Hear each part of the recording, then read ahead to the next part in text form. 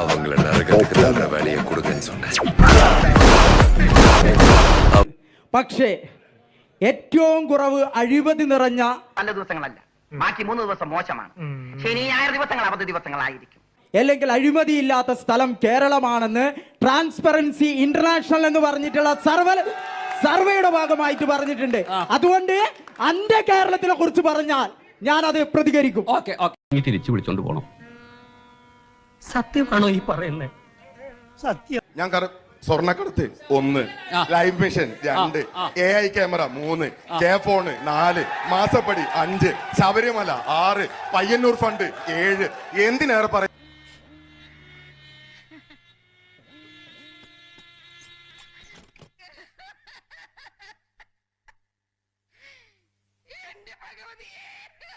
എണ്ണാൻ തുടങ്ങിയാൽ ഞാൻ എണ്ണി തീർത്തിട്ടേ ഞാൻ കൃത്യമായിട്ട് പറഞ്ഞുതരാം. എണ്ണാൻ തുടങ്ങിയാൽ എണ്ണി തീർത്തിട്ടേ പോകൂ.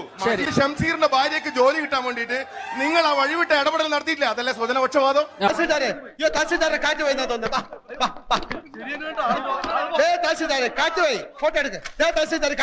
സ്വന്തം ആളുകൾക്ക് ജോലി നേടാൻ വേണ്ടി ചെയ്യുന്നതിനാണ് സ്വജനപക്ഷപാതം എന്ന് പറയുന്നത് എങ്കിൽ കഴിഞ്ഞ 10 വർഷമായി തലശ്ശേരിയെ ഭരിച്ചുകൊണ്ടിരിക്കുന്ന MLA ഷംസീർ സ്വജനപക്ഷപാതിയാണ് സാർ. അതിലൊരു സംശയം വേണ്ട. കെടുകാര്യസ്ഥത പിൻവലിക്കണം. വാഗ്ബടാനന്ദ സ്വാമികൾ ഈ നാടിനകത്തുള്ള തൊഴിലാളികളെ വെച്ചിട്ട് തുടങ്ങിയ ഊരാലങ്കൽ സൊസൈറ്റി എന്ന് പറഞ്ഞിട്ടുള്ള ഒരു മിനിറ്റ്.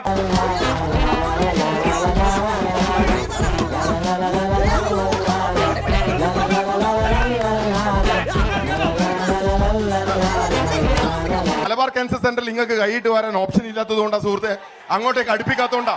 അല്ലാണ്ട് നിങ്ങളെ ഇതിലല്ല.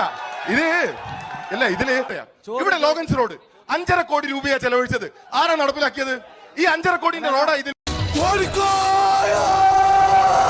ലോഗൻസ് റോഡ് ഇവിടെ ഇരിക്കുന്ന മുഴുവൻ ആളുകളും ഒന്ന് കാണും. 2016 ഉമ്മൻചാണ്ടി അധികാരത്തിൽ നിന്ന് പോകുന്ന സമയത്ത് 85,000 കോടി രൂപ കണക്കിലേക്ക് വരാം. സഖാക്കൾ കേട്ടോ, പോയിരുന്നിട്ട് ഒന്ന്.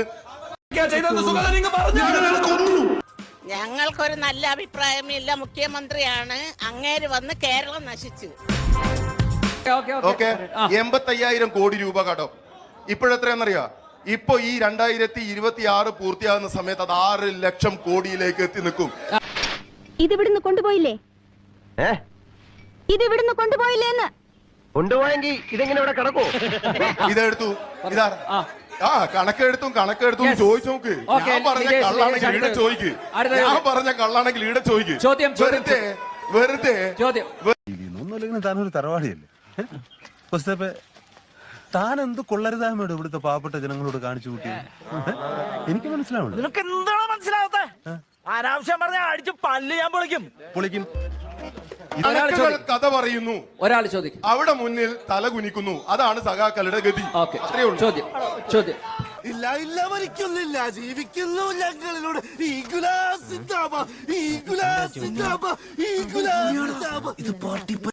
ഇവിടെ MLA മാര് വിദ്യാഭ്യാസ യോഗ്യതയുടെ അടിസ്ഥാനത്തിലാണ് MLA മാരെയും അല്ലെങ്കിൽ നിയമത്തിന് മത്സരിക്കാൻ തിരിക്കുന്നതെങ്കിൽ നിങ്ങളെ നേതാക്കന്മാരുടെ ക്വാളിറ്റി ഞാൻ എണ്ണാൻ തുടങ്ങട്ടെ.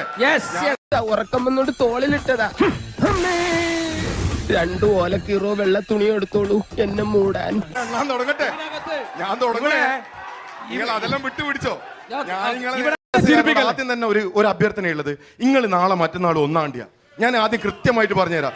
ഇത് മറ്റെല്ലാ സംസ്ഥാനങ്ങളിലും